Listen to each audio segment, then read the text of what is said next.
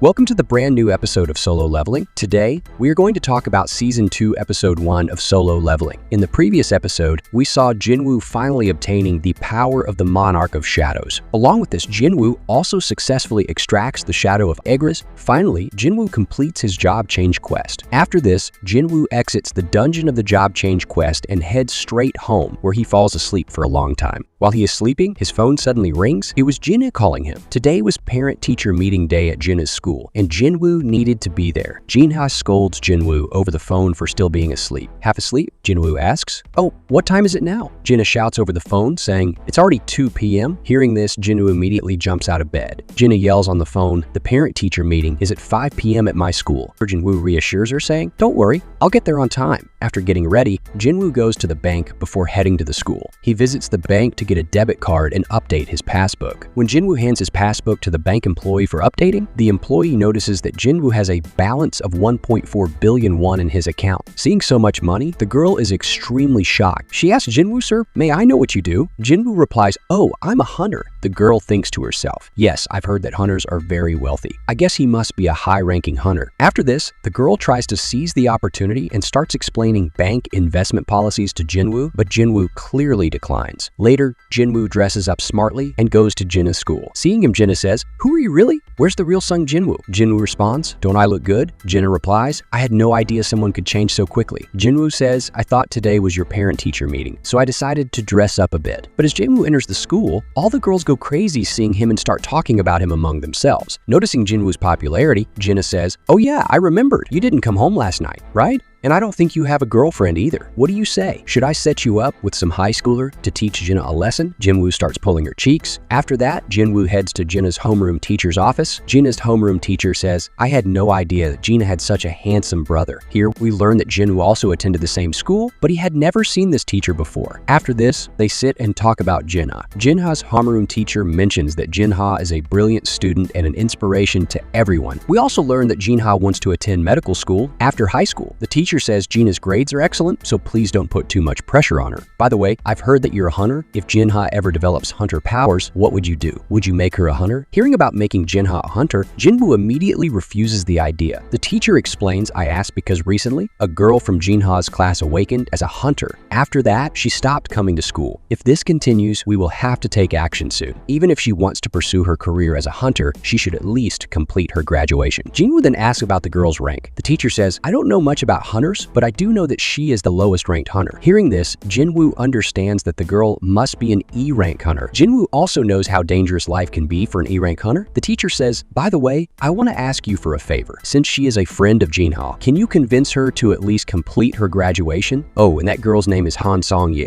Hearing this name comes as a huge shock. After this, it becomes evening, and we see a girl coming out of a building. That girl was the same one who had participated in Jinwoo's strike squad. At that moment, we see Jinwoo waiting outside the building. Jinwoo says, "The world is quite small. I thought it might be you." The girl is extremely shocked to see Jinwoo there. She says, "By the way, what are you doing here, mister? Are you the person the teacher wanted me to talk to?" Jinwoo then takes out his phone and shows her a photo of Jinha, asking, "Is this girl your friend?" The girl replies, "Yes, this is Jinha. Are you her elder brother? I once went to the hospital with Jinha to meet you." Now, I understand why the teacher wanted me to talk to you. I don't know what happened at school or what the teacher asked you to say, but I am not going back to school, and I am not going to quit my job as a hunter either. Jinwoo says, "You know that you're an E-rank hunter, right? Regular attacks don't work on monsters, and on top of that, you need a good magic weapon. Even if you manage to buy a weapon, it will wear out very quickly. That's why it's very difficult for E-rank hunters to make a profit. Or do you plan to fight without a weapon? Don't tell me you're holding onto this hunter job just because you got a bit of money." The girl angrily responds, "Did you come here to give me a lecture when you yourself are an E-rank hunter?" Jinwoo says, "Look, I didn't come here to lecture you." The girl asks, "Then why are you here?"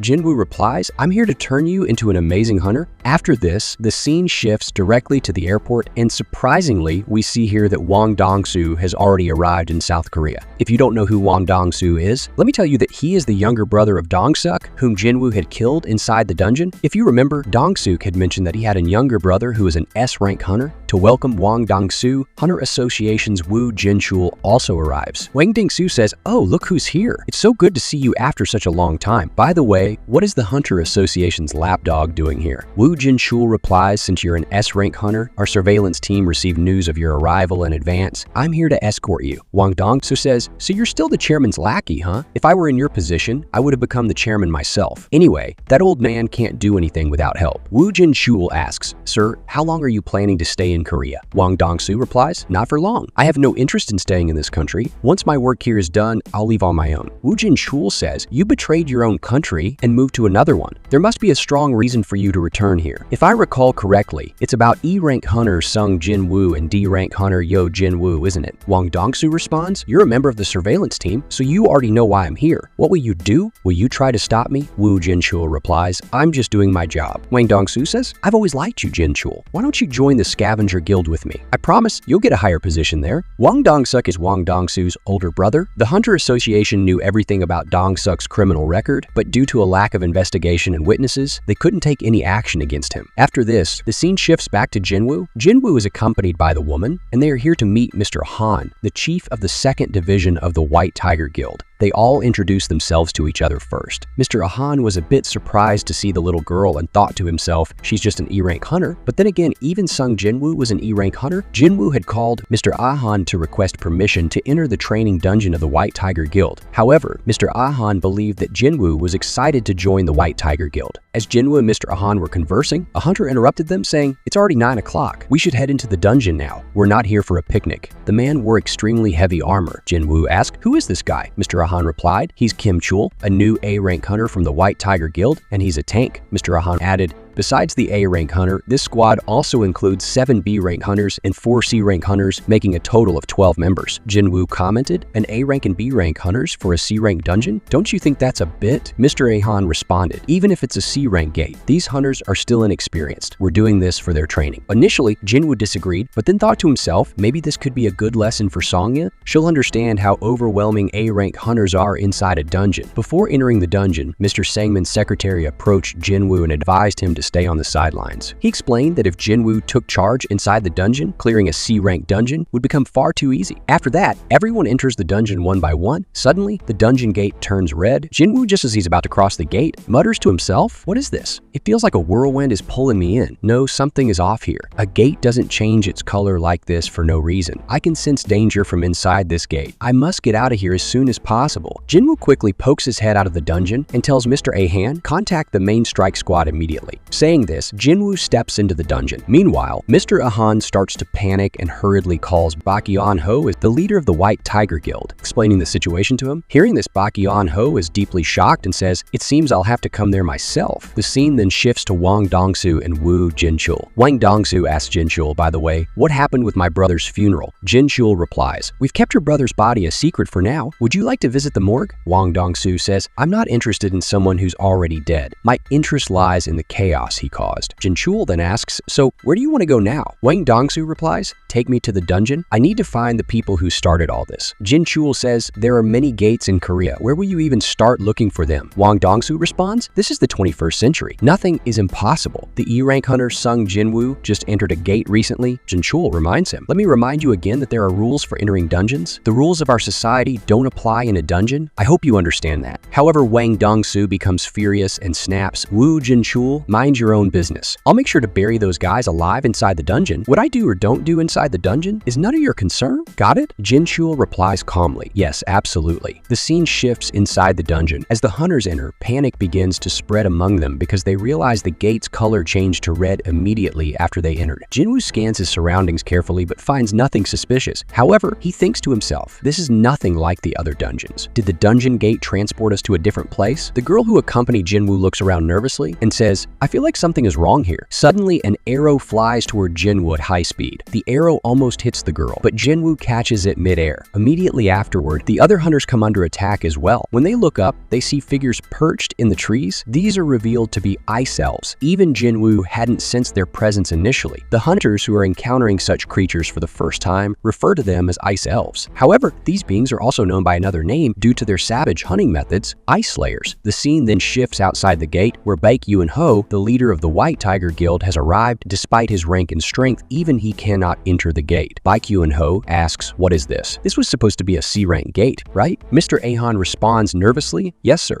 It was classified as a C-rank gate." Baek Yoon-ho then asks, "Did you inform the association about this?" Mr. Ahan says, "I did, but they dismissed it, saying it's just a C-rank gate." Hearing this, Baek Yoon-ho becomes furious. He thinks to himself, a red gate only appears in higher rank dungeons. I suspect this gate is connected to another world. There's definitely something wrong here. The mana emanating from this gate feels like it's at least B rank or maybe even a rank. Mr. Ahan asks, "Sir, should we measure the gate's parameters once more?" But Baek Yoon-ho responds, "This gate has already turned red, so its parameters can't be measured anymore." He then inquires, "How many hunters have entered the gate?" Mr. Ahan answers, "1 A rank hunter, 7 B rank hunters, and a few new recruits." Baek Yoon-ho remarks, "If this gate is B rank, their team should have at least 3 A rank hunters. If it's A rank, they'd need at least 1 S rank hunter or 10 A rank hunters. This means the remaining hunters are likely on the brink of death. Perhaps a few A or B rank hunters might survive." But then Mr. Ahan adds, "Sir, there's another person who entered the dungeon. I've had my eyes on him for a while." Baek Yoon-ho asks, "What's his rank, A or B?" Mr. Ahan doesn't respond, prompting Baek Yoon-ho to ask, "Are you saying he's an S rank hunter?" Mr. Ahan clarifies, "No, sir. Actually, he's an E rank hunter." The scene shifts to inside the dungeon, where we see that someone from their team has already died. Jinwoo thinks to himself, "These monsters are cunning. They've deliberately taken out the 2 weakest hunters from our team first. 2 months ago, I wouldn't have been able to dodge their attacks, but now I'll take them all down with my own hands." At that moment, the team leader, the only A rank hunter, steps forward and says, "As you may have noticed, we are inside a red gate. We don't know if we'll make it out alive or not, or if a dungeon break might occur." Hearing the words red gate, everyone is visibly shocked. Jinwoo then explains, "A red gate is a special type of gate that connects to another dimension. Once we're inside, no one from the outside can enter, and we can't leave until we clear the dungeon or a dungeon break occurs. In short, we're trapped here." This revelation leaves everyone terrified. What will happen next? What is Jinwoo planning? Stay tuned to find out. That's it for today's update. See you in the next video. Until then, goodbye. Don't forget to subscribe to the channel and like the video